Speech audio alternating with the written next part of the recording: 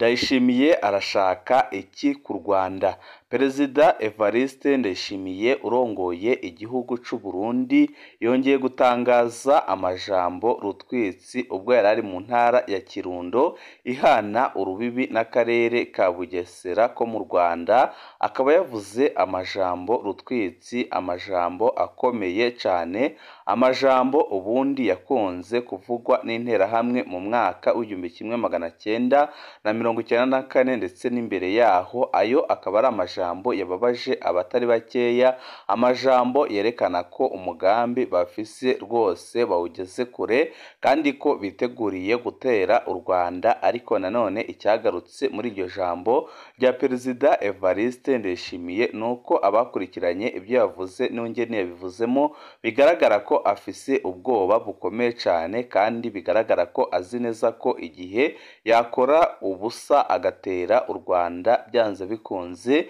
ashobora kwisanga bamukuye ku butegetsi. Akaba ariyo mpamvu yahamagariye abarundi guhera ku mwana kugeza ku mutama kwitegura intambara ikomeye cyane igiye guhuza u Burundi n'u Rwanda. Yavuze amajambo menshi cyane kandi atuka umukuru w'igihugu cy'u Rwanda Paul Kagame, bavuga ko u Rwanda ari umubanyi mubi ndetse n'andi magambo menshi ateye isoni tutabasha gusubiramo. Benshi bati uyu mukuru w'igihugu arafise ikibazo gikomeye cyane, kuko naho yabategura gutera u Rwanda ntagakwiye kujya imbere y'abanyagihugu ngo abivuge ndetse anatukana cyane. Ibyababaje abanyarwanda batari bakeya, kongeraho abarundi bamaze imyaka 4 mu buzima bubi cyane, ubuzima buteye ubwoba baterwa n'ubutegetsi bubi bwa Perezida Evariste Ndayishimiye, ubutegetsi budakorera abene gihugu ahubwo ubutegetsi bukorera akarwi gato cyane kamaze igihe kigaruriye abarundi ndetse kadashaka kurekura ubutegetsi, ariko bikaboneka neza ko ataco bariko barafasha abene gihugu. Ni biki Perezida Evariste Ndayishimiye yavuze biteye ubwoba? Byose nyine tugiye kugaruka ko mwidonido ry'amakuru. Wecu busabwa nta kindi, niba ukunda amakuru n'ibiganiro tudahwema gucisha kuno muyoboro wa YouTube Shiramatsiko TV, ukaba utarabyonda kuri sabone, akanika kuryo keza ko gupyondaho kugira ngo uko dushizeho amakuru n'ibiganiro bene nk'ibi ujye uba uwa mbere mu gushikirwa nabyo. Perezida Evariste Ndayishimiye urongoye igihugu cy'u Burundi yongeye gukora mu jisho ry'intare, aho yatangaje ko ingabo ze n'abanyagihugu be biteguye kurwana intambara ikomeye cyane bagiye kugabwaho n'igihugu cy'u Rwanda. Yavuze ati Barundi, murabona ko ibintu bikomeye cyane, murabona ko intambara iri ku marembo yacu, murabona ko rwose dufise umubanyi mubi cyane, umubanyi utatwifuriza icyiza, ariko tutegerezwa kumurwanya yaba muzima yaba yapfuye. Murazi ko no kuva mu gihe cy'abami abanyarwanda batigeze badutsinda. Mu by'ukuri abarundi aho turi hose, kugeza no kuri hasi n'umwana n'umutama, twese dukwiye gufatanya urugamba turiko, amaze tukikora ko igihugu cy'u Rwanda tukarwana nabo mpaka tubatsinze.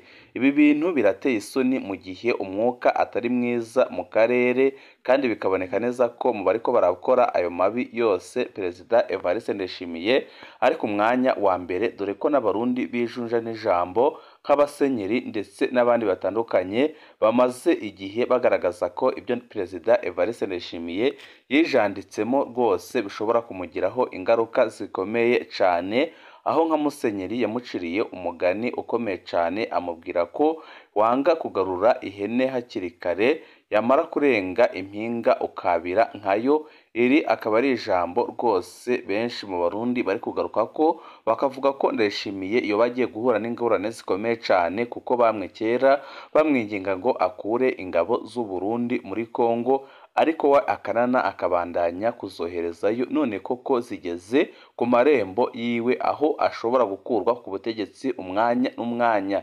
Iyo abivuga wumva afise ikiniga, wumva ameze nk'uriko uratanga gasopo ariko nanone akayitanga ku bantu bamurusha imbaraga n'ubushobozi. Ubwe yivugiye ko igihugu ciwe kitagira ibigwanisho, ariko avuga ko intambara bazayigwanirwa n'Imana kandi ko bazayigwanisha amabuye ndetse n'ibiti kandi ko bazayitsinda.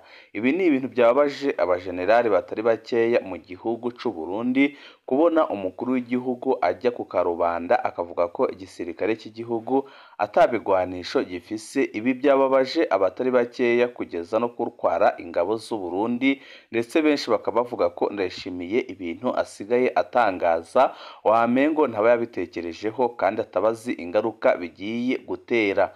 Neza neza ahamagaye ingabo z'u Rwanda ngo zize amaze abarwanishe abanyagihugu. Abanyagihugu rero kugeza aka kanya ntabwo biteguriye gupfira Perezida Evariste Ndayishimiye, bari gusaba nyabune waza kubatabara kugira ngo abakureho uyu mutwaro wa Ndayishimiye, aho ubu nta gitoro kiri mu Burundi, nta gasukari, nta bidandazwa bya Bralirwa, ibintu byose bikaba byarazimbye. Abatari bake bakaba bemeza ko babonye uwaza kubakoraho ubutegetsi bwa Ndayishimiye bose bakishima, none we ngazi ko abarundi bazamurwanirira. Amakuru yacu twabashije gutohoza neza nyuma y'uko avuze iryo jambo, twagerageje kuvugisha abanywanyi bacu bari hirya no hino mu gihugu, ariko batubwiye ibintu bitangaje. Batubwiye ati Ndayishimiye arihenda cyane, idolari ariko arakora muri Kongo ntawe bariko bararisangira, ariko ararirya wenyine. Kubera iki yumva ko igihe azaba ariko aragabwaho ibitero nabo ariko ararwanya azafashwa n'abanyagihugu, mu gihe n'agafaranga gakeya kabonetse akarya wenyine ntahe nabo basoda bariko baramupfira. Ntabwo twiteguriye na gatoya kurwanira ubutegetsi bwa Ndayishimiye, kuko ni ubutegetsi bwadushize mu kaga gakomeye cyane, aho wamengo ko abarundi tumaze imyaka 4 turi mu kigandaro kuva Perezida Evariste Ndayishimiye yashika ku butegetsi. Uretse n'abanyagihugu ndetse n'abategetsi batandukanye bo mu gihugu c'u Burundi barabona neza ko ahubwo nyabona baburonse uwaza kubakura ko Perezida Evariste Ndayishimiye baba batomboye, wagera ku gisirikare c'u Burundi ho bikunyuka. Gusa amakuru dufise kandi yizewe suko hari ikindi gihugu gishaka gutera u Burundi, ahubwo nyabona n'abasoda b'u Burundi ubwabo banze kurwana, bagiye bahunga igisoda, babona ko bariko barakorerwa akarenganyo, bamaze kwihuza baba bagiye kuza gutera u Rwanda, baba bagiye kuza gutera u Burundi. Gusa nanone nk'uko igihugu cy'u Rwanda gikunze kubitangaza umunsi ku munsi, nuko ubutaka bw'u Rwanda ari buto cyane ataho kurwanira hahari. Birumvikana neza ko igihe Ndayishimiye yaba akomeje kuba umubyeyi w'interahamwe zibarizwa mu mutwe wa FDL, ndetse akaba afise umugambi kuza gutera u Rwanda, byanze bikunze u Rwanda ntabwo ruzategereza ko aza, ahubwo ruzamusanga ahari. Bamwe n'abandi barabona gute iyi ntambara ishobora guhuza u Burundi n'u Rwanda mu buryo bumwe cyangwe ubundi. Abatari bake baremeza ko igihe igisoda cy'u Rwanda cyaba kinjiye ku butaka bw'u Burundi nta n'iminota irenze 45 byagitwara kitaragera Bujumbura, aho Perezida Evariste Ndayishimiye yoba ari. Gusa nanone abatari bake bakatuvugira ko ahubwo nyabona Ndayishimiye atazaterwa n'abanyarwanda, ahubwo azaterwa n'abarundi ubwabo babayeho nabi cyane, ndetse mu buzima bubi buteye ubwoba. Ndayishimiye ntashobora gushikana igihugu cy'u Burundi, aravuga ajandajanda wamengo si umukuru w'igihugu. Biratangaje kubona umukuru w'igihugu ajya ku mugaragaro akavuga ko agiye gutera ikindi gihugu. Murazi ibyo yavugiye muri Kongo, aho yavuze ko agiye gufasha FDL kuza gukuraho ubutegetsi bwa Kagame. Uyu munsi yabisubiyemo avuga ko bafise umubanyi mubi kandi ko biteguriye kumurwanya. Ibyo byose ni ibintu byahamagarira ingabo z'u Rwanda RDF kuza kumukura mu nzira, mu rwego rwo kugira ngo barengere umutekano w'igihugu. Murazi ko kugira ngo wizere umutekano w'agasozi bisaba kurenga udusozi tuni. Ni ukuvuga ko igihe Ndayishimiye azana amanyama, byanze bikunze ingabo z'u Rwanda zirashobora kumusanga mu Burundi, amaze zikamuha ikigwa nk'uko zisanzwe zigitanga n'ahandi hose. Ndayishimiye ikindi kintu yavuze kibabaje kandi giteye isoni ni ukuntu yanyeze mugenzi we Tshisekedi mu gihe bizwi ko ari basoma mbike, avuga ko Tshisekedi ari umuntu w'akajajwa, umuntu udashoboye, umuntu wananiwe kurinda abanyagihugu biwe. Ibi bintu birashobora kumuryanisha bikomeye n'umukuru w'igihugu ca Kongo mu gihe bari bamaze iminsi barebana akana ko mu jisho, ndetse bakaba bari gutegura gukora jenoside yaba mu Rwanda, yaba mu karere, ndetse yaba muri Kongo ho babigeze kure. Perezida Ndayishimiye yanenze Kongo ko idashoboye kurinda umutekano wayo. Umukuru w'igihugu c'u Burundi Evariste Ndayishimiye yasabye abarundi kumenya ko hari umwanzi bafise, u Rwanda, avuga ko batazapfa nk'ihene nk'uko bimeze muri Kongo. Ndayishimiye yatanze ibiribwa ku baturage bo muri komine Bugabira mu ntara ya Kirundo, aho yavuze amagambo akomeye ku Rwanda. Ibyo biribwa bigenewe imiryango 22,236 yahuye n'ikibazo cy'amapfa, aho buri rugo rwagenewe ibiro 5 by'umuceri, ibiro 15 by'ibigori nk'ibiryo bizamamaza icyumweru. Ibiro by'umukuru w'igihugu mu Burundi bivuga ko hazakorwa igenzura nyuma y'ukwezi hakarebwa niba ibyo biribwa byongerwa canke bikagabanwa cyangwa inkunga igahagarara. Perezida Evariste Ndayishimiye wari kumwe n'umugore we atangiwe ibiriya biribwa muri zone Kagigoma na Kigina muri komine Bugabira, yasabye abanyagihugu be kutarya ngo basinzire birarire. Ati babwire ntimurye ngo musinzire, umukondora josi Buramatari yabibabwiye umubanyi mubi, murazi ko ariko araduhigira. Naramaze kumugabisha uzotubyoga tuzomubyoga, mube mwiteguye ntimugire ubwoba, barya turazinanye. Perezida Ndayishimiye yavuze ko ijambo ari kurivugira mu Bugesera ngo kuva ku butegetsi bwa cami u Rwanda ntirwigeze rubanesha. Ati ubu ntabwo badushobora, hano murabizi, murabibutse izina ryo mu Kirundo, murabibutse muti murazi ku Kirundo aho byavuye, uti rero tuzoraba neza.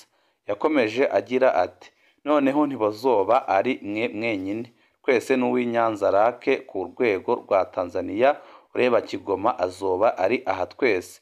Abarundi twese ntituzemera gupfa nk'abanyekongo, abagabo bakicwa nk'ihene uko nyine, ari abantu b'abagabo bakanura.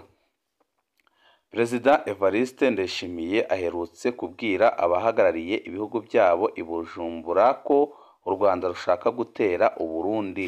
Uyu munyagitugu byanze bikunze nawe arazi ko ibyo ariko arakora biteye isoni, kandi arazi neza ko ibyo ariko arakora bibabaje cyane, akaba ariyo mpamvu ariko arahamagarira abarundi kuzamurwanirira, kandi by'ukuri nta murundi n'umwe witeguriye kumurwanirira.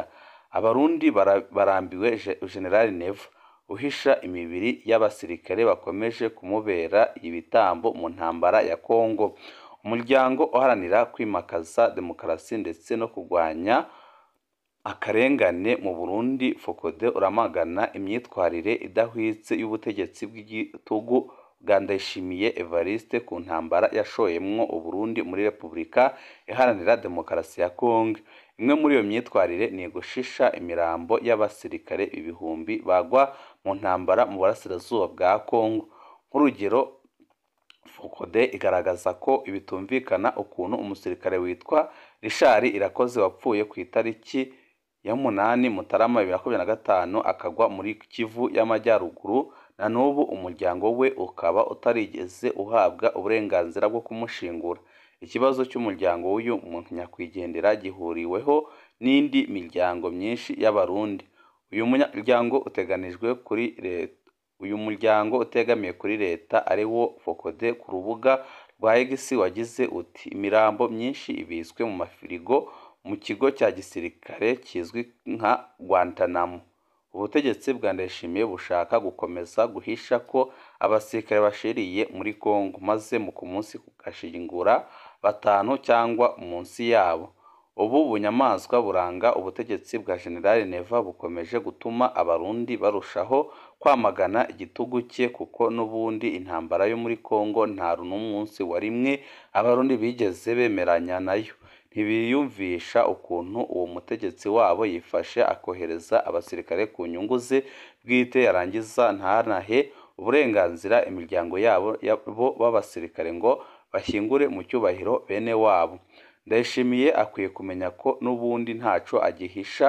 Ubu abarundi bose bamenye ukuri kw'intambara yashoyemwo Uburundi, bityo rero ibi bikorwa byuzuye umunyamaswa sibyo bizatuma hari umurundi umugarukira, ahubwo uko ahisha abaguye mu ntambara ya Kongo akuzuza amafirigo niko menshi barushaho kwamagana umugambi we wo guhora yohereza abasirikare ngo bapfire inyungu ze bwite mu ntambara umutwe wa M23 ahanganyemo n'ihuriro rirwanira Tshisekedi rigizwe n'igisirikare ca Kongo FARDC, umutwe w'iterabwoba wa FDLR ndetse n'abandi benshi cane.